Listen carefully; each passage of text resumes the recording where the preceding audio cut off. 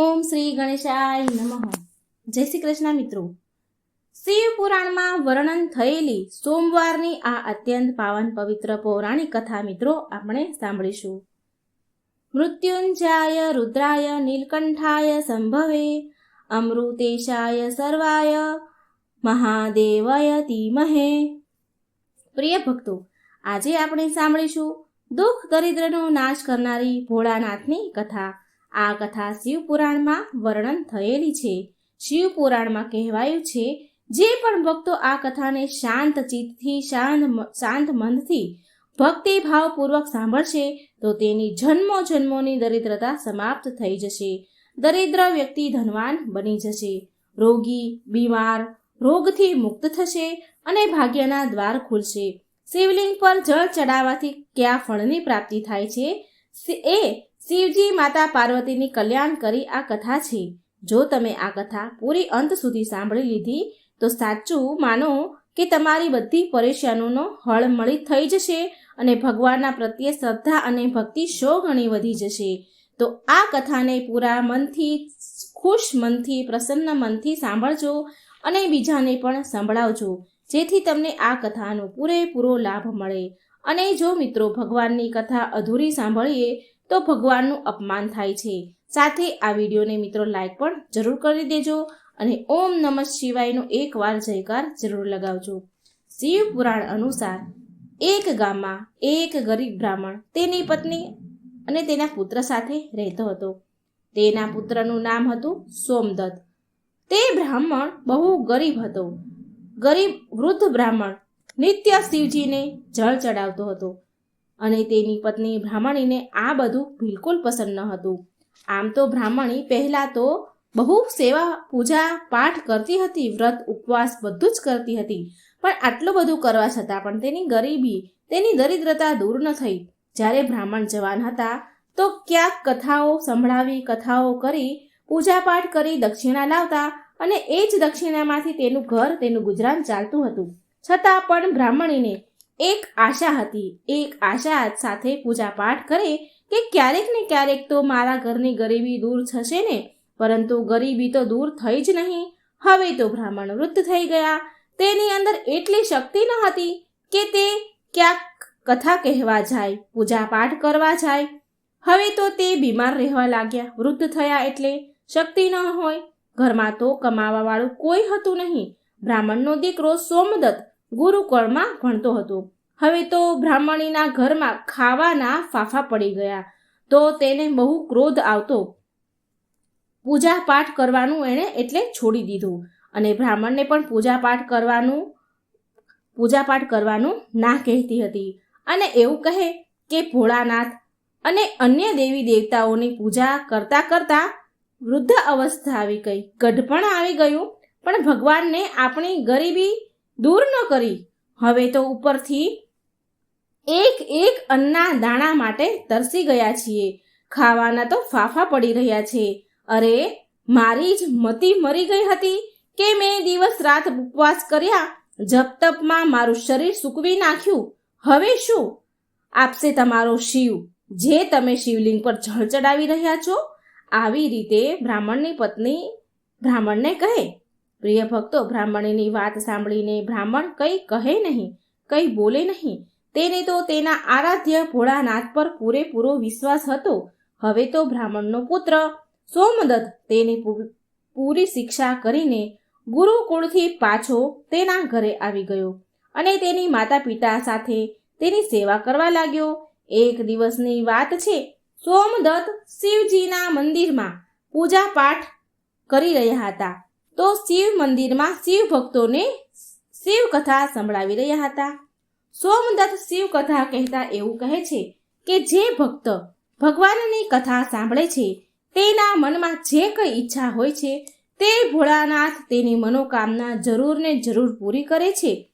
પ્રિય ભક્તો, સોમદત્તની આ બધી જ વાતો મંદિરમાં પૂજા કરવા આવેલા તે રાજ્યના રાજા સાંભળી રહ્યા હતા. એણે આવી વાત સાંભળી અને એણે આ વાત બહુ સારી લાગી. તેને સોમદત્તની આ વાત બહુ ગમી ગઈ. તેણે સોમદત્તને તેની પુત્રી રાજકુમારીને કથા સંભળાવવા માટે નોકરી પર રાખી લીધો સોમદત્તને. હવે સોમદત્ત રોજ રાજાની છોકરીને કથા સંભળાવવા મહેલ જતો હતો અને ત્યાં દક્ષિણામાં જે પણ મળે એનાથી તેના ઘરનું પાલન પોષણ થતું હતું. એનો પોષણ કરવા લાગ્યો. આમ છતાં પણ પેલી એની માતા બ્રાહ્મણી ખુશ ન હતી. તે એવું કહે કે મને મારા દીકરાના ભવિષ્યની ચિંતા છે. આપણું જીવન તો જેમ તેમ કરીને કપાઈ ગયું, પણ મારા પુત્રનું જીવન હજી બાકી છે. આપણા મર્યા પછી તેનું શું થશે? આવી રીતે એના પતિ બ્રાહ્મણને વાત કરે છે કે આપણી ભક્તિ પૂજા પાઠનું ફળ લાગે છે, ક્યારેય નહીં મળે. શું ભોળાનાથને મારું દુઃખ દેખાતું નહીં હોય? મારો પુત્ર રાજાના ઘરેથી જે પણ લઈને આવે છે, માનો એમાંથી આપણા ઘરનું ગુજરાન તો ચાલી જાય છે, એનાથી આપણા પરિવારનું પેટ તો ભરાઈ જાય છે, પણ બીજી આવશ્યકતા કેવી રીતે પૂરી થશે? ઈશ્વરે તેની આંખો કેમ બંધ કરીને રાખી છે? શું મારા પુત્રને પણ આપણી જેમ જ ગરીબીમાં જીવવું પડશે? પ્રિય ભક્તો, બ્રાહ્મણ અને બ્રાહ્મણીની આ કરુણ પોકાર જ્યારે માતા પાર્વતીએ સાંભળી તો તેણે શિવજીને કહ્યું કે હે દેવ, હે મહેશ્વર, તમે તો સર્વજ્ઞ છો. તમે કેમ આ બંનેની પરીક્ષા લઈ રહ્યા છો? બ્રાહ્મણ તમારો પરમ ભક્ત છે. હવે તમે એના દુઃખનો નાશ કરો પ્રભુ, નહીં તો કોઈ પણ બ્રાહ્મણ તમારી પૂજા પાઠ કરવાનું બંધ કરી દેશે. ક્યાંક એના મનમાં તમારા પ્રત્યેનો શ્રદ્ધા વિશ્વાસ સમાપ્ત ન થઈ જાય. ભોળાનાથ બોલ્યા, દેવી તમે ચિંતા ન કરો. મેં તેના ભાગ્ય ઉદયનો બીજ તો પહેલેથી જ રોપી દીધો છે. હવે આપણે બેવને સાથે લક્ષ્મીજી અને વિષ્ણુજીને લઈને બ્રાહ્મણના ઘરે જવાનો સમય આવ્યો છે. મારી કૃપાની સાથે એ બ્રાહ્મણ દંપતી વિષ્ણુજી અને લક્ષ્મીજીની કૃપાના પણ પાત્ર છે. બંને પતિ પત્નીએ આપણા બંનેની પૂજા એક સાથે કરી છે. હે દેવી, પૃથ્વી પર જઈને આપણે શિવ લીલા કરવાની છે. ચાલો તૈયાર થઈ જાઓ. હવે શિવજી પાર્વતી સાથે નંદી પર સવાર થઈને વૈકુંઠ લોકમાં ગયા, જ્યાં ધ્યાનનિધિ દયાનિધિ ભગવાન વિષ્ણુ શેષનાગની સૈયા પર બિરાજમાન હતા. માતા લક્ષ્મી તેના પગ દબાવી રહ્યા હતા. ત્યારે શિવજીએ વિષ્ણુ ભગવાનને પૃથ્વી પર જવા કહ્યું તો વિષ્ણુ ભગવાન બોલ્યા, હે દેવી લક્ષ્મી, ચાલો આપણા ભક્તના ઘરે જવાનો સમય આવી ગયો છે. હવે ચારેય દેવી દેવતા સાધુના વેશ ધારણ કરીને પૃથ્વી લોક પર બ્રાહ્મણના ઘરે પહોંચી ગયા અને અલખ જગાવી અને બોલ્યા, અલખ નિરંજન, અલખ નિરંજન. ઘરમાંથી વૃદ્ધ બ્રાહ્મણ બહાર નીકળ્યા અને એણે પ્રણામ કર્યા એ સાધુને. તો એ સાધુ વેશધારી ભગવાન શિવ અને ભગવાન વિષ્ણુ બોલ્યા, અમે રાત્રિ તમારા ઘરે વિશ્રામ કરીશું. આ સાંભળી બ્રાહ્મણ પુત્ર સોમદત્તે અતિથિ દેવો ભવ ઉચ્ચારણ કર્યું અને કહે છે કે મહારાજ, મારા ઘરે દક્ષિણામાં મળેલા મને દાળ ભાત વગેરેથી અમારા ભોજનની પૂર્તિ થાય છે, માટે હું એક સમયના ભોજનની વ્યવસ્થા તમારા માટે કરી શકું છું.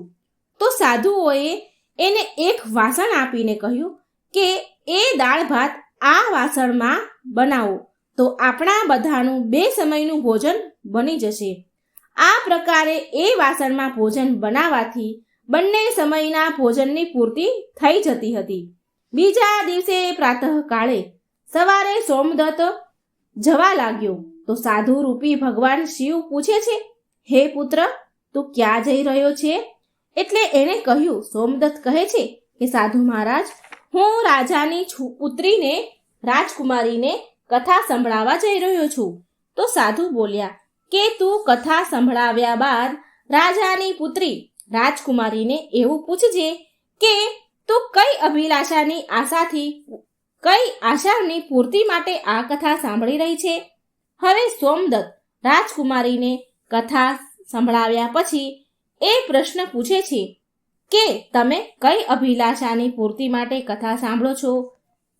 તો રાજકુમારી રાજાની છોકરી બોલી કે હું એ અભિલાષાથી કથા સાંભળું છું કે મને એવો વર મળે જેની ચર્ચા બધાની જીભ પર હોય, જેના માથે સૂર્ય ચંદ્રનો પ્રકાશ હોય, શોભી રહ્યા હોય તથા એ ભાગ્યનો એવો ધનવાન હોય કે એના ચરણમાં લક્ષ્મીજી વસેલી હોય અને જાન લઈને આવે ત્યારે અત્યાર સુધી કોઈ જે જાન લઈને ન આવ્યું હોય એવી જાન લઈને આવે.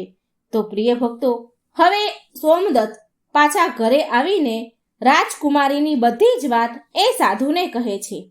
હવે જુઓ, બીજા દિવસે જ્યારે એ પ્રાતઃકાળે સોમદત્ત સવારે ફરી કથા સંભળાવવા માટે જાય છે તો સાધુ બોલ્યા, ભગવાનના વેશમાં આવેલા સાધુ બોલ્યા, બેટા, આજે ફરી એ જ પ્રશ્ન રાજકુમારીને પૂછજે અને જે ફરી કાલ વાળો જવાબ તને આપે તો એવું કહેજે કે જેવો પતિ તને જોઈએ છે એવો પતિ તો માત્ર હું એક જ છું, હું એક જ એવો વ્યક્તિ છું.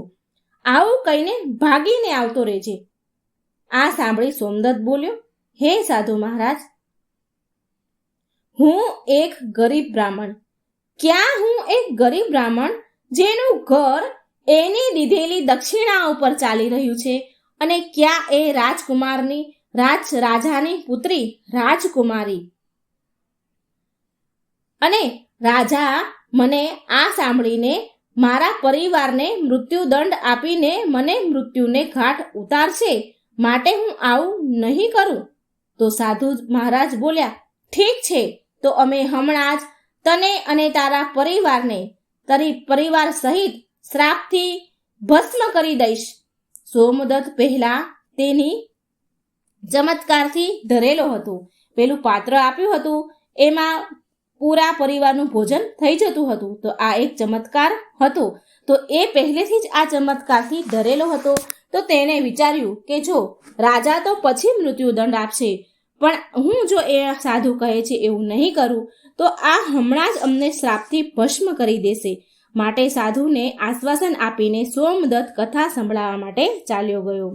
સોમદત્તે ત્યાં રાજકુમારીને કથા સંભળાવી અને કથા પૂરી થયા પછી સોમદત્ત બોલ્યા કે હે રાજકુમારી, કાલે તમે જે મને કહ્યું હતું કે એ અનુસાર જેવો વર તમને જોઈએ છે એવો વર તો માત્ર હું જ છું. આવું કહીને સોમદત્ત ત્યાંથી ભાગી આવ્યો, દોડીને તેના ઘરે ભાગી આવ્યો. રાજાની પુત્રીનો તો એકદમ આઘાત પહોંચી ગયો. તેણે દાસી દ્વારા તેના પિતાને બોલાવ્યા અને બધી જ વાત કહી. રાજાએ આશ્વાસન આપ્યું રાજકુમારીને અને કહ્યું કે એ ઉદંડ બ્રાહ્મણને તેની સજા મળશે. રાજાએ તેના મંત્રી સાથે ચર્ચા વિચારણા કર્યા તો એક વરિષ્ઠ મંત્રી બોલ્યા, સોમદત્તે તો અપરાધ તો ફાંસી દેવા લાયક કર્યો છે, પરંતુ એ એક બ્રાહ્મણ છે, તેને ફાંસી આપવાથી એક બ્રાહ્મણ હત્યાનું પાપ લાગશે. કંઈક એવું કરો કે તેને દંડ પણ મળે અને બ્રહ્મ હત્યાનું પાપ પણ ન લાગે.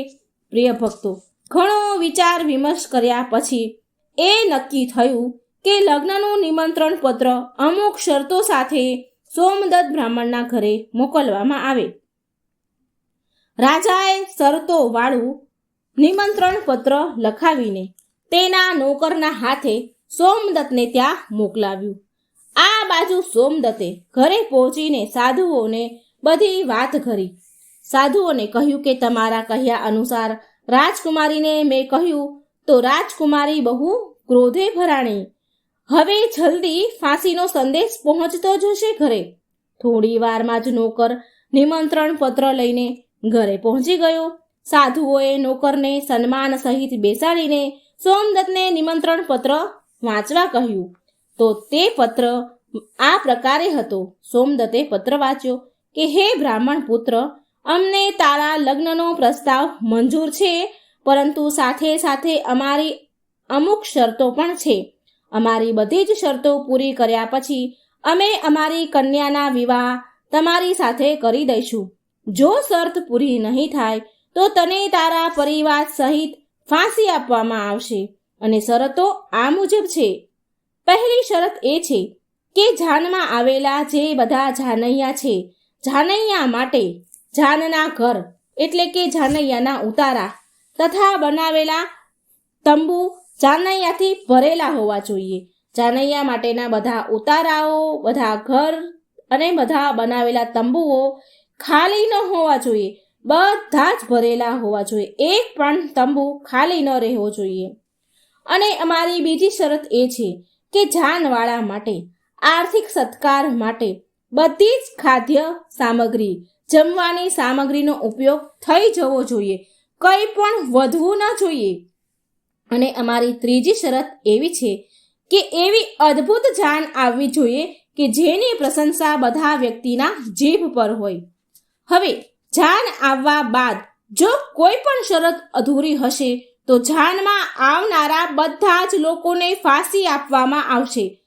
પત્ર વાંચીને તો સોમદત્તનો પરસેવો છૂટી ગયો, ડરીને ધ્રુજવા લાગ્યો. સાધુઓ બોલ્યા, તું ડર નહીં પુત્ર, નોકરને ભોજન ખવડાવી પત્રનો ઉત્તર આપીને વિદાય આપો અને પત્રમાં લખો કે તમે વિવાહની તૈયારી કરો અને આ દિવસે અમે જાન લઈને આવીએ છીએ. નોકરને ભોજનમાં દાળ ભાત પીરસવામાં આવ્યા અને નોકરની થાળીમાં ચમત્કારથી 36 પ્રકારના ભોજન બની ગયા. વિદાય કરતા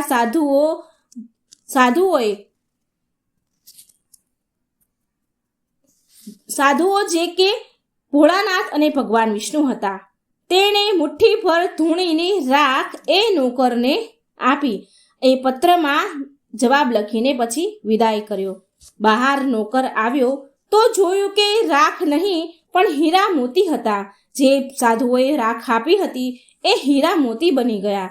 એ તો બહુ ખુશ થઈ ગયો અને રાજા પાસે ગયો. રાજાએ સકારાત્મક જવાબ સાંભળીને એને વિચાર આવ્યો કે આ ગરીબ બ્રાહ્મણ કોના ભરોસે આવું કરી રહ્યો છે? શું કોઈ દુશ્મનનો રાજા તો નહીં હોય ને, એને સાથ નહીં આપતો હોય ને? બહુ વિચાર કર્યો અને વિચાર કર્યા પછી રાજાએ શહેરના તમામ બારાત ઘર એટલે કે જાનના જે ઉતારા હોય એ શણગાર્યા.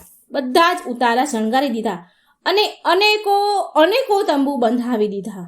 કેમ કે રાજાને એ વિશ્વાસ હતો કે વધારે જાનૈયા બારાતીઓ નહીં આવે અને તેની શરત હારી જશે.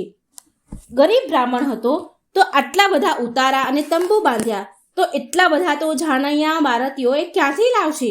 એને એ વિશ્વાસે એણે બહુ અનેકો તંબુ બાંધ્યા કે એ શરત હારી જાય.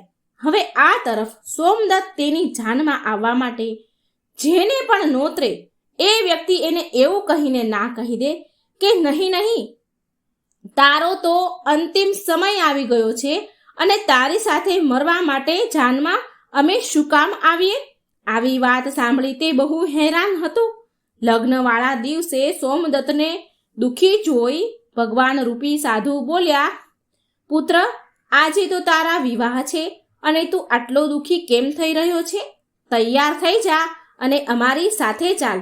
તું કોઈ પણ વાતની ચિંતા ન કર, અમે તારી સાથે છીએ.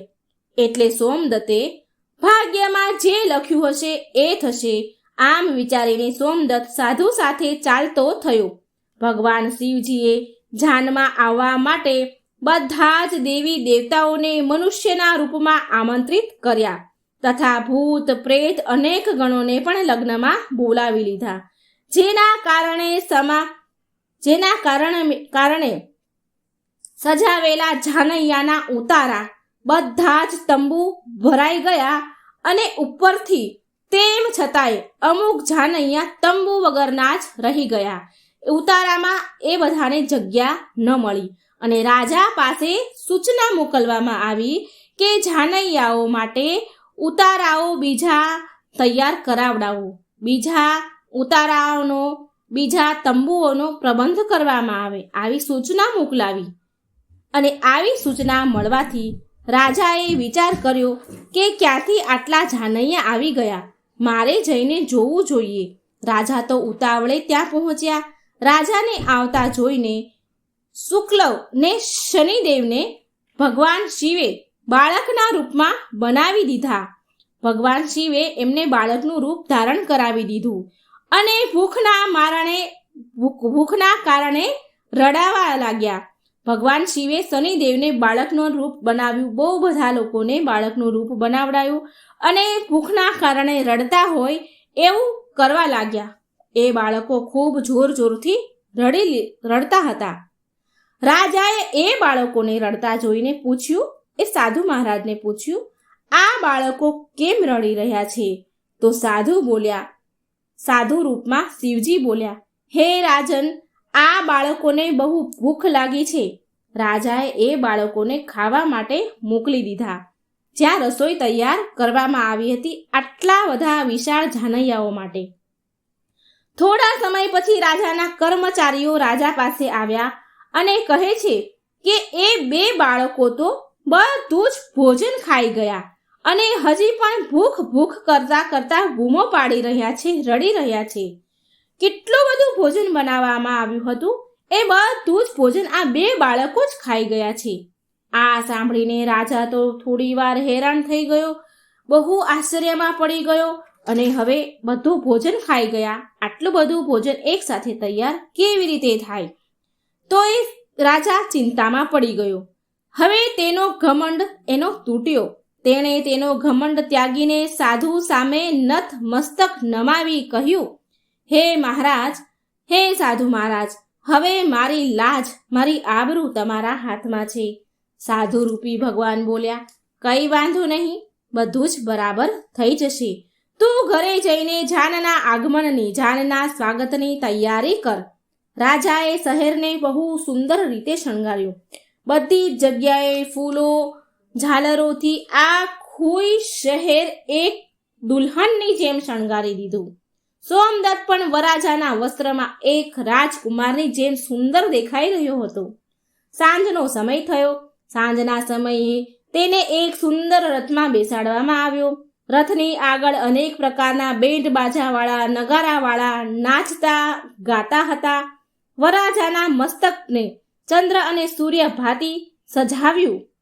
જાનૈયાઓ હાથમાં મુદ્રાઓ લઈને એકબીજા પર આમ તેમ ઉડાડી રહ્યા હતા. ખૂબ પૈસા, ખૂબ મુદ્રાઓ, સોનાની મુદ્રાઓ ઉડાડતા હતા. જાનનું આવું અદ્ભુત દ્રશ્ય જોઈને લોકો આપસમાં એકબીજા સાથે વાતો કરવા લાગ્યા. આ બ્રાહ્મણના ભાગ્ય તો જુઓ, આના મસ્તક પર ચાંદ, સૂરજ અને ચારે તરફ લક્ષ્મી ઉડાડવામાં આવી રહી છે. માનો કે કોઈ મોટા રાજાની જાન નીકળી હોય. આવી જાન તો અમે અમારા જીવનમાં ક્યારેય નથી જોઈ અને ના તો આગળ જોવાની ઉમ્મીદ છે કે આવી જાન જોવા મળશે. આ ભાગ્યનો બહુ મોટો ધનવાન છે. પ્રજાની આવી વાત સાંભળી માતા પાર્વતીજી શિવજીને કહે છે, હે સ્વામી, તમે જેના પર કૃપા કરો છો એના માટે તો અન્નધનના ભંડાર ખોલી દો છો. ભગવાન ભોળાનાથે કહ્યું, હે પાર્વતી, જે ભક્ત મારી પૂજા શ્રદ્ધા ભક્તિથી કરે છે, હું એને એની પૂજાનું ફળ જરૂર આપું છું. અને દુઃખ ત્યાં સુધી તેને વેઠવું પડે છે, દુઃખ ત્યાં સુધી સહન કરવું પડે છે જ્યાં સુધી તેના પાપ કર્મ પૂરા ન થઈ જાય. પુણ્ય કર્મ જેવા ઉદય થાય છે એવા જ તેના ભાગ્યના દરવાજા ખુલી જાય છે. અને જે ભક્ત ભગવાનની કથા સાંભળે છે તેને પણ રાજકુમારીની જેમ ફળ મળે છે. રાજકુમારીએ રોજ ભગવાનની કથા સાંભળી અને તેના મનમાં જે કામના કરી હતી, એને જે ઈચ્છ્યું હતું એ બધું જ એને મળ્યું. આ તો ભોળાનાથ, મા પાર્વતી, ભગવાન વિષ્ણુ અને મા લક્ષ્મીનો મહિમા હતો, જેના કારણે બ્રાહ્મણ ધનવાન થયો. મિત્રો, એની ઝૂંપડી પણ મહેલ જેવી સુંદર બની ગઈ. તેના ઘરમાં નોકર, ચાકર, અન્નધનની કમી ન રહી. અપાર ધન દોલતથી ભરેલું ઘર થઈ ગયું. અને બ્રાહ્મણીએ પણ ભગવાનની પૂજા અર્ચના શરૂ કરી દીધી અને ખૂબ દાન દક્ષિણા આપવાની શરૂ કરી દીધી. અને સોમદત્ત અને રાજકુમારીના વિવાહ થઈ ગયા અને સુખ શાંતિથી રહેવા લાગ્યા અને રોજ ભગવાનની કથા સાંભળવા લાગ્યા. એકવાર પ્રેમથી બોલો, લક્ષ્મી નારાયણ ભગવાનની જય. પાર્વતી પતિ હર હર હર મહાદેવ. મિત્રો, જો મારી વાર્તા સારી લાગે તો વિડીયોને લાઈક કરજો, શેર કરજો. મારી ચેનલમાં નવા હોય તો સબસ્ક્રાઈબ જરૂર કરજો અને કમેન્ટ બોક્સમાં ભગવાનનું નામ પણ જરૂર લખજો. જય ભોળાનાથ. મહાદેવના 19 અવતારની કથા જે શિવ પુરાણમાં વર્ણન થયેલ છે. તો આ કથાને મિત્રો પૂરા ધ્યાનથી, પૂરા મનથી, શ્રદ્ધાથી, હૃદયથી સાંભળજો. ઓમ નમઃ શિવાય. હર હર મહાદેવ. આજે આપણે ભગવાન શિવના 19 અવતારની કથા સાંભળીએ છીએ. લગભગ ઘણા લોકોને આ અવતારની કથા વિશે નહીં ખબર હોય, નહીં જાણતા હોય, તો નથી જાણતા તો એ આ વાર્તા જરૂર સાંભળે અને બીજાને પણ શેર કરે, અને જાણતા પણ હોય છતાં પણ આ વાર્તાને જરૂર સાંભળજો અને આ વિડીયો, આ વાર્તા બીજાને શેર કરજો.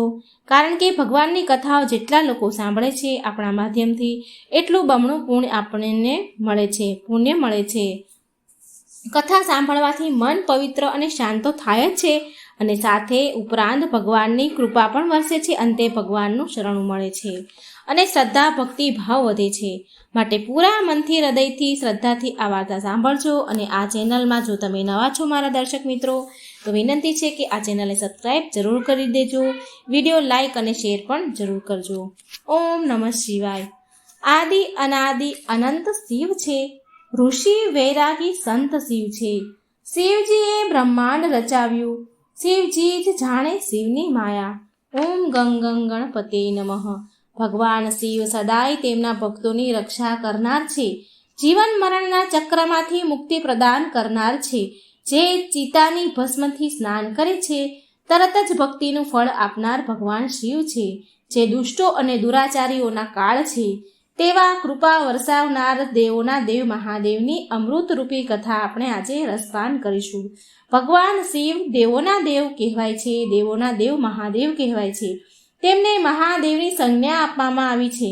હંમેશા ભગવાન શિવે સૃષ્ટિનું કલ્યાણ જ કર્યું છે. ધર્મશાસ્ત્રોમાં ભગવાન શિવના 19 અવતારના ઉલ્લેખ મળી આવે છે. શાસ્ત્રમાં અલગ અલગ અવતારોના જુદા જુદા ઉદ્દેશ આપવામાં આવ્યા છે. ચાલો જાણીએ અવતારની કથા. બોલો હર હર મહાદેવ. પહેલો અવતાર શરભ અવતાર. ભગવાન શિવનો પહેલો અવતાર છે શરભ અવતાર. આ અવતાર ભગવાન શંકરનું અડધું સ્વરૂપ મૃગ એટલે કે હરણ અને શરભ પક્ષી, જેને પુરાણોમાં 8 પગવાળું પ્રાણી બતાવવામાં આવ્યું છે, જે સિંહની જેમ શક્તિશાળી હતું.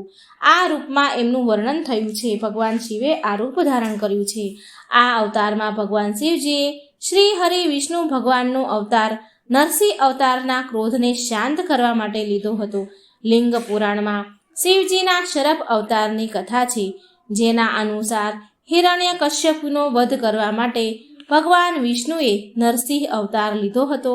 અને એમના વધ કર્યા બાદ પણ જ્યારે ભગવાન નરસિંહનો ક્રોધ શાંત ન થયો, તો દેવતાઓ શિવજી પાસે પહોંચ્યા અને પછી ભગવાન શિવજીએ શરભ અવતાર લીધો હતો અને આ રૂપમાં ભગવાન નરસિંહ પાસે પહોંચ્યા હતા તથા એમની સ્તુતિ કરી.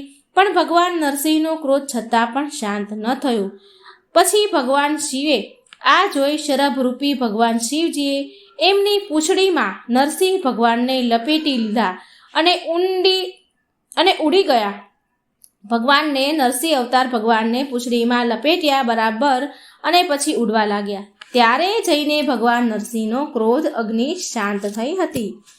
નંબર 2, બીજો અવતાર પીપલાદ અવતાર. માનવ જીવનમાં ભગવાન શિવના પીપલાદ અવતારનું ઘણું મહત્વ છે. શનિ પીડાનું નિવારણ પીપલાદ દેવથી જ સંભવ થયું હતું. કથા એમ છે કે પીપલાદ મુનિએ દેવતાઓને પૂછ્યું કે શું કારણ છે કે મારા પિતા દધીચી મારા જન્મ પૂર્વ પહેલાં જ મને છોડીને ચાલ્યા ગયા. તો દેવતાઓએ કહ્યું કે શનિ ગ્રહની દ્રષ્ટિના કારણે આવો કોઈ યોગ સર્જાયો હતો, યોગ બન્યો હતો, એટલે તમારા પિતાનું મૃત્યુ થયું. પીપલાદ મુનિ આ સાંભળીને બહુ ક્રોધે થયા અને એમણે શનિને નક્ષત્ર મંડળમાંથી નીચે પાડવાનો શ્રાપ આપ્યો અને શ્રાપના પ્રભાવથી શનિ એ જ સમયે આકાશમાંથી નીચે પડવા લાગ્યા. દેવતાઓની પ્રાર્થના કરવાથી પીપલાદ મુનિએ શનિદેવને માફ કરી દીધા કે શનિ જન્મથી લઈને 16 વર્ષની આયુ સુધી કોઈ પણ વ્યક્તિને કષ્ટ નહીં આપે. બસ ત્યારથી જ પીપલાદ મુનિનું સ્મરણ કરવા માત્રથી શનિની પીડા કષ્ટ દૂર થઈ જાય છે.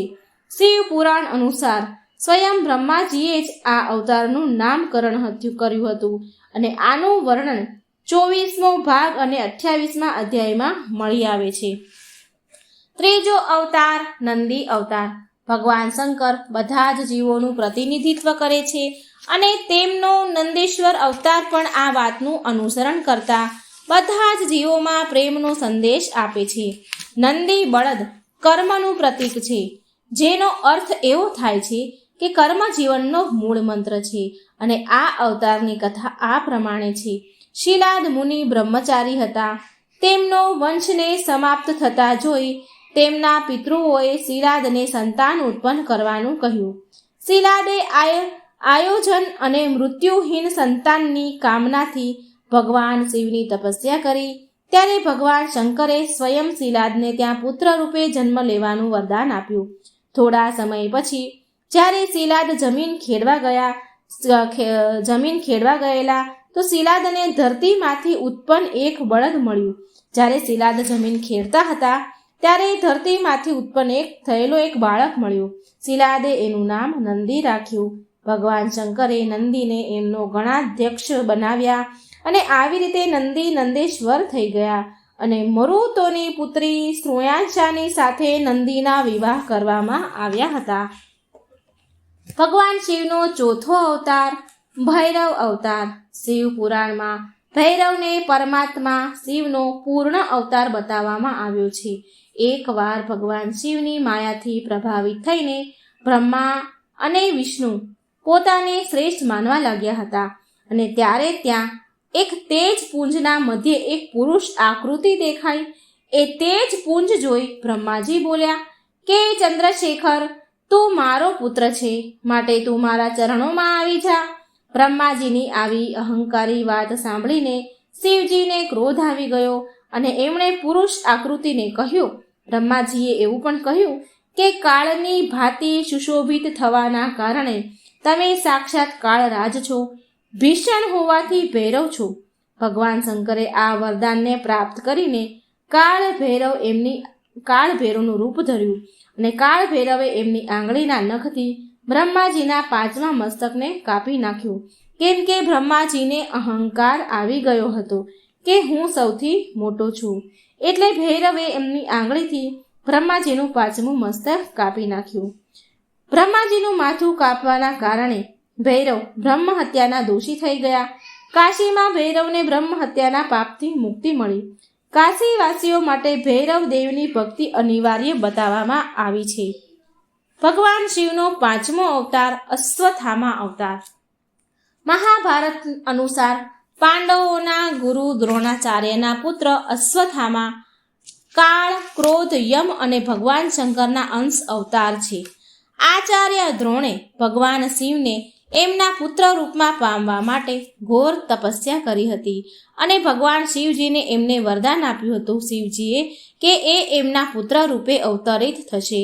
સમય આવવા પર શિવજીએ એમના અંશરૂપી દ્રોણાચાર્યના પુત્ર અશ્વત્થામાના રૂપમાં અવતાર લીધો. એવી માન્યતા છે કે અશ્વત્થામા અમર છે અને એ આજે પણ ધરતી પર નિવાસ કરે છે. આના પર એક શ્લોક પણ પ્રચલિત છે જે આ પ્રમાણે છે, જે શ્લોકનું મેં ગુજરાતીમાં અનુવાદ કર્યું છે.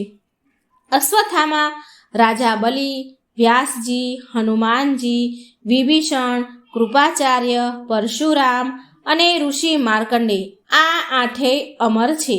શિવ પુરાણ, શિવ મહાપુરાણ સહિત રુદ્ર સંહિતા અનુસાર 37 અનુસાર અશ્વત્થામા આજે પણ જીવતા છે અને એ ગંગાના કિનારે નિવાસ કરે છે, પરંતુ એમનો નિવાસ ક્યાં છે એ કોઈને ખબર નથી. 6થો અવતાર વીરભદ્ર અવતાર. ભગવાન શિવના વિવાહ બ્રહ્માજીની પુત્રી સતી સાથે થયા હતા. બ્રહ્માજીના પુત્ર દક્ષની પુત્રી સતી સાથે થયા હતા. એકવાર દક્ષે એક વિશાળ યજ્ઞનું આયોજન કર્યું, પરંતુ એમણે ભગવાન શિવ અને સતીને આમંત્રણ ન આપ્યું. ભગવાન શિવના કહેવા છતાં પણ સતી યજ્ઞમાં આવ્યા. ભગવાન શિવે ઘણી ના કહી યજ્ઞમાં જવાની, પણ માતા સતી માન્યા નહીં અને યજ્ઞમાં આવ્યા એમના પિતાના ઘરે. અને જ્યારે તેમણે તેમના પતિ શિવજીનું ઘોર અપમાન થતાં જોયું તો યોગ અગ્નિ દ્વારા માતા સતીએ તેમના દેહનો ત્યાગ કર્યો. અને જ્યારે આ વાતની ખબર ભગવાન શિવને પડી તો એમણે એમના માથામાંથી એક જટા ઉખાડીને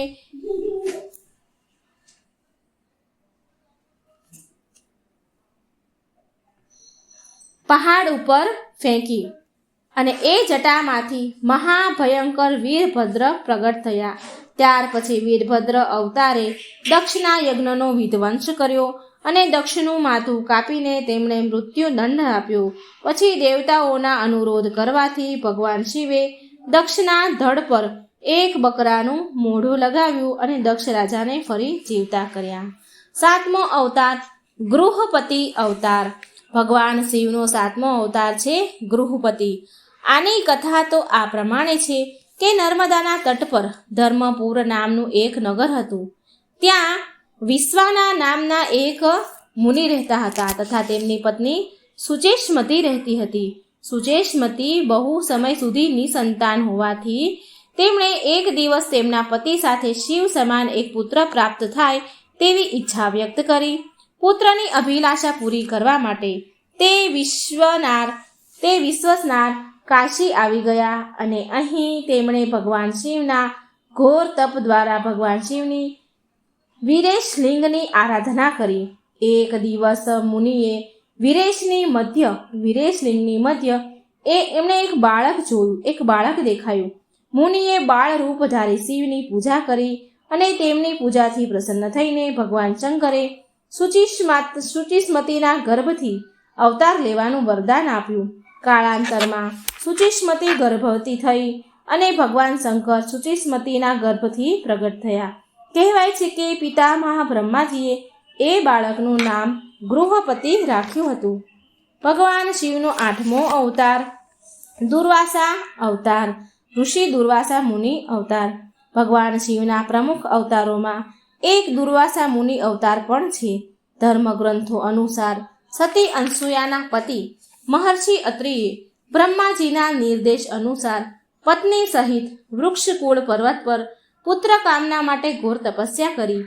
તેમના તપથી પ્રસન્ન થઈને બ્રહ્મા, વિષ્ણુ અને મહેશ ત્રણેય તેમના આશ્રમે આવ્યા હતા અને કહ્યું હતું કે અમારા અંશથી તમને 3 પુત્ર થશે, જે ત્રિલોકમાં વિખ્યાત અને માતા પિતાનો યશ વધારનારા હશે. સમય આવવા પર બ્રહ્માજીના અંશથી ચંદ્રમા, વિષ્ણુ ભગવાનના અંશથી દત્તાત્રેય અને રુદ્ર ભગવાનના અંશથી દુર્વાસા મુનિએ જન્મ લીધો. શાસ્ત્રોમાં એમનો ઉલ્લેખ એવો છે કે શ્રીમદ ભાગવત ભાગ 4 ખંડ 1 અને અધ્યાય 15મો એટલે કે અત્રિની પત્ની અનસૂયાથી દત્તાત્રેય, દુર્વાસા અને ચંદ્રમાના નામથી પરમ યશસ્વી પુત્ર થયા. આ ક્રમશ ભગવાન વિષ્ણુ, શંકર અને બ્રહ્માજીના અંશ ઉત્પન્ન થયા છે. નંબર 9મો અવતાર હનુમાન અવતાર. ભગવાન શિવનો હનુમાન અવતાર બધા અવતારોમાં શ્રેષ્ઠ માનવામાં આવ્યો છે. આ અવતારમાં ભગવાન શિવજીએ એક વાનરનું રૂપ ધારણ કર્યું હતું. શિવ પુરાણ અનુસાર દેવતાઓ અને દાનવોમાં અમૃત વહેંચતા ભગવાન શિવના મોહિની સ્વરૂપને જોઈને ભગવાન વિષ્ણુનું મોહિની સ્વરૂપ જોવે છે. તો એ મોહિની સ્વરૂપ જોઈ લીલાવશ શિવજીએ કામવશ થઈ ગયા એટલે એમનું તેજ પડી ગયું. સપ્ત ઋષિઓએ શિવજીના એ તેજને અમુક પાનમાં સંગ્રહ કરી લીધું અને સમય આવવા પર સપ્ત ઋષિઓએ ભગવાન શિવનું એ તેજ વનરાજ કેસરીની પત્ની અંજનીના કાનના માધ્યમથી ગર્ભમાં સ્થાપિત કરી દીધું અને એનાથી અત્યંત તેજસ્વી અને પરાક્રમી હનુમાનજીનો જન્મ ઉત્પન્ન થયા. હનુમાનજીને ભગવાન વિષ્ણુના અવતાર શ્રી રામના સેવક માનવામાં આવ્યા છે. વાલ્મીકી રામાયણના એક પ્રસંગમાં શ્રી રામ ભગવાને એમ પણ કહ્યું છે કે જો હનુમાન ન હોત તો એ સીતાજીને રાવણની કેદથી મુક્ત ન કરાવી શક્યા હોત. હનુમાનજી અમર છે. તેમને અમરતાનું વરદાન માતા સીતાએ આપ્યું હતું. 10મો અવતાર વૃષભ અવતાર. ભગવાન શિવનો 10મો અવતાર છે વૃષભ અવતાર. ધર્મગ્રંથ અનુસાર આ અવતાર ભગવાન વિષ્ણુના પુત્રોનો સંહાર કરવા માટે થયો હતો. જ્યારે ભગવાન વિષ્ણુ દૈત્યોનો સંહાર કરવા પાતાળ લોક ગયા હતા તો ભગવાનને સુંદર અપ્સરાઓ તેના દેખાઈ પાતાળ લોકમાં. તો ભગવાન વિષ્ણુએ એમની સાથે રમણ કરી બહુ બધા પુત્રો ઉત્પન્ન કર્યા.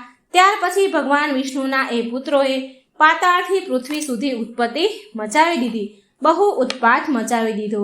તેમનાથી ગભરાઈ બ્રહ્માજી ઋષિમુનિઓને લઈને મહાદેવ પાસે આવ્યા અને રક્ષા માટે પ્રાર્થના કરવા લાગ્યા. ત્યારે ભગવાન શંકરે વૃષભ રૂપ ધારણ કરીને ભગવાનના પુત્રોનો સંહાર કર્યો. 11મો અવતાર યતિ અવતાર. કથા અનુસાર ભગવાન શંકરે યતિનાથ અવતાર લઈને યતિના મહત્વનું પ્રતિપાદન કર્યું છે.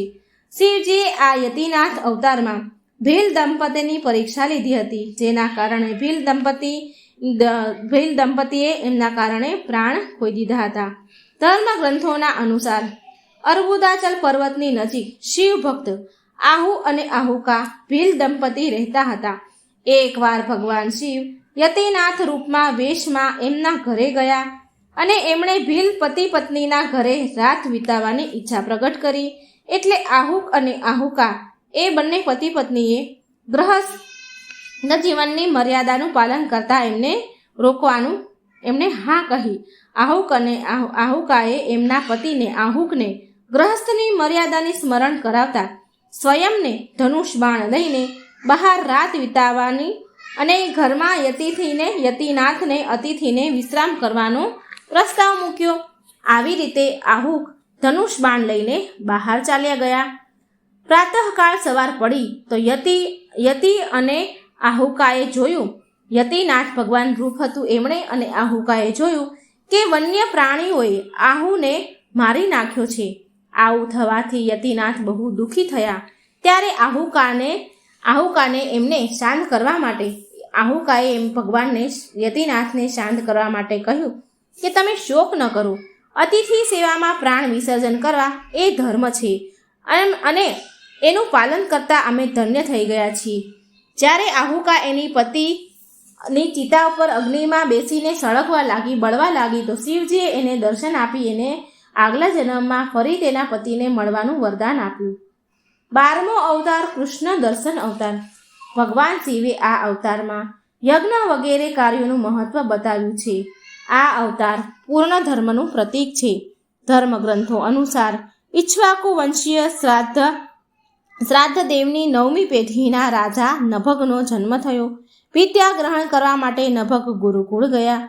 જ્યારે નભગ બહુ દિવસો સુધી પાછા ન આવ્યા તો એમના ભાઈઓએ રાજ્યોનું વિભાજન આપસમાં એકબીજાએ કરી લીધું. જ્યારે નભગને આ વાતની જાણ થઈ તો તે તેમના પિતા પાસે ગયા તો તેમના પિતાએ નભગને કહ્યું કે એ યજ્ઞપરાયણ બ્રાહ્મણોના મોહના દૂર કરીને એમના યજ્ઞને સંપન્ન કરી એમના ધનને પ્રાપ્ત કરી લે.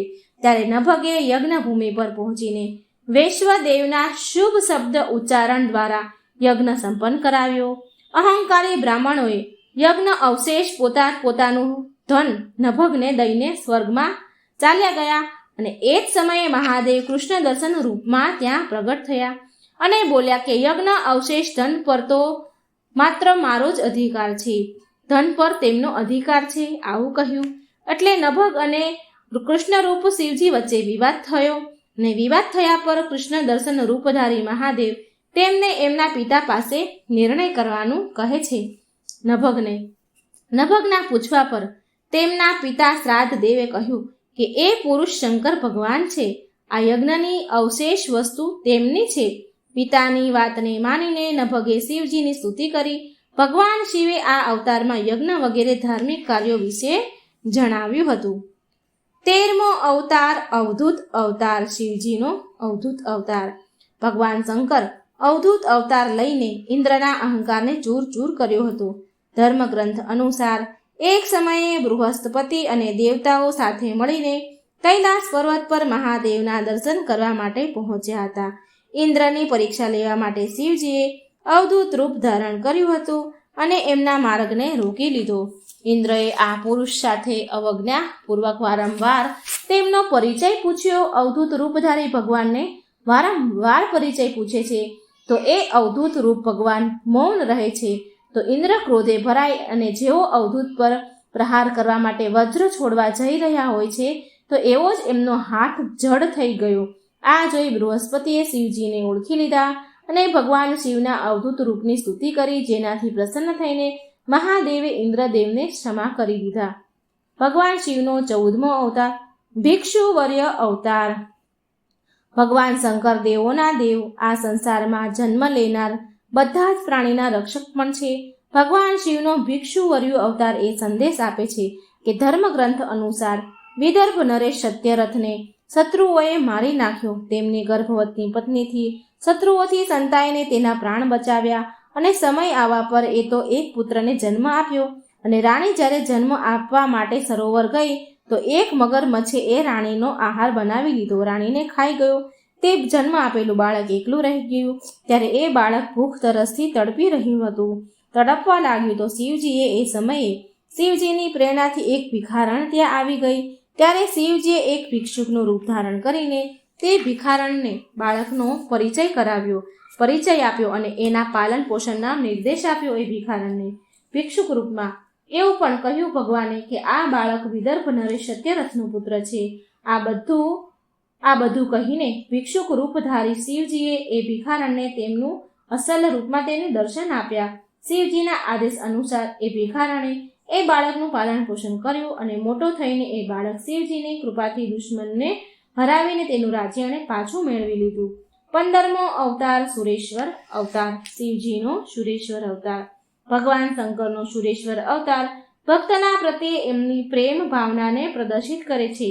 આ અવતારમાં ભગવાન શંકરે એક નાના એવા બાળકની ભક્તિથી પ્રસન્ન થઈને એમની પરમ ભક્તિ અને અમર પદનું પ્રદાન કર્યું. ધર્મગ્રંથો અનુસાર વ્યગ્રપાતનો પુત્ર ઉપમન્યુ તેના મામાના ઘરે રહેતો હતો. ત્યાં એ મોટો થઈ રહ્યો હતો અને એ સદાય દૂધની ઈચ્છાથી વ્યાકુળ રહેતો હતો. એને દૂધ બહુ ભાવતું હતું. તેની માતા ખૂબ ગરીબ હતી. એને દૂધ પીવડાવી શકે એમ હતી નહીં. માટે તેની માતાએ દૂધની ઈચ્છા પૂરી કરવા માટે મહાદેવની ચરણમાં જવાનું કહ્યું. એટલે ઉપમન્યુ વનમાં જઈને ઓમ નમઃ શિવાયના મંત્રનો જપ કરવા લાગ્યો. ત્યાર પછી ભગવાન શિવ સુરેશ્વરનું રૂપ ધારણ કરી તેની સામે પ્રગટ થયા અને એ શિવજીની અનેક પ્રકારની નિંદા કરવા લાગ્યા. જેનાથી ઉપમન્યુ ક્રોધે ભરાઈને સુરેશ્વરને મારવા માટે ઊભો થાય છે. તો ઉપમન્યુની અંદર દ્રઢ શક્તિ, અટલ ભક્તિ, અટલ શ્રદ્ધા ભગવાન પ્રત્યેની જોઈને, શ્રદ્ધા વિશ્વાસ જોઈને મહાદેવે તેને ઉપમન્યુને દર્શન કરાવ્યા અને ક્ષીરસાગર સમાન એક ક્યારેય નાશ ન પામે એવો અનશ્વર સાગર પ્રદાન કર્યો. ઉપમન્યુને તેની પ્રાર્થનાથી પરમ કૃપાળુ શિવજીએ પરમ ભક્તિનું પદ આપ્યું. 16મો અવતાર કિરાત અવતાર. મહાભારત અનુસાર વનવાસ સમયે દરમિયાન જ્યારે અર્જુન ભગવાન શંકરને પ્રસન્ન કરવા માટે તપસ્યા કરી રહ્યા હતા ત્યારે દુર્યોધન દ્વારા મોકલેલા હુર નામનો એક દૈત્ય અર્જુનને મારવા માટે એક શુકર એટલે કે ભૂંડ જેને આપણે કહીએ છીએ એવું શુકરનું રૂપ ધારણ કરી પહોંચ્યો. શુકરને જોઈ અર્જુને તેના પર બાણથી પ્રહાર કર્યો અને એક સમયે ભગવાન શંકરે કિરાત સ્વરૂપમાં પણ બાણ ચલાવ્યું. શિવજીની માયાના કારણે ભગવાનને અર્જુનને ઓળખી ન શક્યો. અર્જુન ભગવાનને કિરાત સ્વરૂપમાં ન ઓળખી શક્યો અને શુકરનો વધ એના બાણથી થયો છે એવું ભગવાનને કહેવા લાગ્યો અર્જુન. આમ બંનેની અંદર વિવાદ થયો. ત્યાર પછી અર્જુને કિરાત વેશધારી મહાદેવ સાથે યુદ્ધ કર્યું. અર્જુનની વીરતા જોઈને ભગવાન શિવ બહુ પ્રસન્ન થયા અને તેના વાસ્તવિક રૂપમાં એમને દર્શન આપ્યા. અર્જુનને કૌરવ ઉપર વિજય મેળવવાનો આશીર્વાદ આપ્યો. 17મો અવતાર બ્રહ્મચારી અવતાર. દક્ષના યજ્ઞમાં પ્રાણ ત્યાગ્યા પછી સતીએ હિમાલયના ઘરે પુત્રીના રૂપે પાર્વતીના રૂપે જન્મ લીધો હતો. શિવજીને પત્નીના રૂપમાં પ્રાપ્ત કરવા માટે પાર્વતીજીએ ઘોર તપસ્યા કરી. માતા પાર્વતીની પરીક્ષા લેવા માટે મહાદેવ બ્રહ્મચારીનો વેશ ધારણ કરી તેની પાસે આવ્યા. પાર્વતીજીએ બ્રહ્મચારી જોઈને તેમની વિધિવત પૂજા કરી. જ્યારે શિવરૂપ બ્રહ્મચારીએ પાર્વતીજીને તેના તપનો ઉદ્દેશ પૂછે છે તો માતા પાર્વતીએ શિવજી સાથે લગ્ન કરી તેમને પતિ રૂપમાં પામવાની વાત કહી. ત્યારે આ જાણીને બ્રહ્મચારી શિવરૂપ બ્રહ્મચારી ભગવાન શિવજીની નિંદા કરવા લાગ્યા અને તેને શમશાનવાસી કપાલી આવું કહેવા લાગ્યા. આ સાંભળીને માતા પાર્વતીને બહુ ક્રોધ આવી ગયો અને મા પાર્વતીની ભક્તિ અને પ્રેમને જોઈને મહાદેવે એમનું વાસ્તવિક રૂપ ધારણ કરી દર્શન આપ્યા. આ જોઈ માતા પાર્વતી ખૂબ ખુશ થયા, પ્રસન્ન થયા. ભગવાન શિવનો 18મો અવતાર સુનટ નર્તક અવતાર. માતા પાર્વતીના પિતા હિમાલય પાસે તેમની પુત્રીનો હાથ માંગવા માટે એકવાર શિવજીએ સુનટ નર્તક વેશ ધારણ કર્યો હતો. હાથમાં ડમરું લઈને શિવજી નટના રૂપમાં હિમાલય પર પહોંચ્યા હતા અને નૃત્ય કરવા લાગ્યા હતા. નટરાજ શિવજીએ એટલું સુંદર અને મનમોહક નૃત્ય કર્યું કે બધા જ એમનાથી ખુશ થયા, પ્રસન્ન થઈ ગયા. જ્યારે હિમાલયે જ્યારે નટરાજને ભિક્ષા માંગવાનું કહ્યું તો નટરાજ ભગવાન શિવે ભિક્ષામાં પાર્વતીજીને માંગી લીધા. આથી હિમાલયને બહુ ક્રોધ આવી ગયો અને થોડીવાર પછી નટરાજ વેશધારી શિવજી માતા પાર્વતીને તેમનું અસલ રૂપ દેખાડીને ત્યાંથી ચાલ્યા ગયા. અને તેમના ગયા પછી ત્યાર પછી મેના દેવી અને હિમાલયને સાચી વાતની ખબર પડી કે નટરાજ એ શિવજી જ હતા. તેમણે મા પાર્વતીને મહાદેવને આપવાનો પછી નિર્ણય કરી લીધો. 19મો અવતાર યક્ષ અવતાર. યક્ષ અવતાર મહાદેવે દેવતાઓને અનુચિત મિથ્યા અભિમાન દૂર કરવા માટે ધારણ કર્યો હતો. દેવતા અને અસુરો દ્વારા કરવામાં આવેલ સમુદ્ર મંથન દરમિયાન જ્યારે ભયંકર વિષ નીકળ્યું તો ભગવાન શિવે એ વિષ ગ્રહણ કર્યું, તેમના કંઠમાં રોકી લીધું અને પછી અમૃત કળશ નીકળ્યો. અમૃત પાન કરવાથી બધા જ દેવતા અમર થઈ ગયા અને સાથે અભિમાન પણ બહુ આવી ગયો અને એ સૌથી વધારે બળશાળી છે એવું માનવા લાગ્યા. દેવતાના આ અભિમાનને તોડવા માટે મહાદેવે યક્ષનું રૂપ ધારણ કર્યું અને દેવતાઓ આગળ એક તણખલું ઘાસનું મૂક્યું અને એ તણખલાને કાપવા માટે, સળગાવવા માટે કે ઉડાડવા માટે કહ્યું. આમ પૂરેપૂરી શક્તિ બધા દેવતાઓએ લગાવી, દાનવોએ દૈત્યોએ લગાવી, પણ છતાં એ ઘાસના તણખલાને કોઈ હલાવી પણ શક્યું નહીં. ન કોઈ બાળી શક્યું, ન કોઈ ઉડાવી શક્યું, ન કોઈ ઉઠાવી શક્યું. ત્યારે આકાશવાણી થઈ કે આ યક્ષ બધા જ કર્મોના વિનાશક શંકર ભગવાન છે. ત્યાર પછી બધા જ દેવતાઓએ ભગવાન શિવની સ્તુતિ કરી અને એમની અપરાધ માટે ક્ષમા માંગી. તો મિત્રો, આ હતી ભગવાન શંકરના 19 અવતારની કથા. શિવ પુરાણમાં, લિંગ પુરાણમાં પણ વર્ણવેલ થયેલ છે. મિત્રો, આ પવિત્ર વિડીયો ભગવાન શિવના 19 અવતારનો વિડીયો વાર્તા જો તમને સારી લાગે તો વિડીયોને લાઇક અને શેર કરવાનું ભૂલતા નહીં. જય શ્રી કૃષ્ણ. રાધે રાધે. Thank you.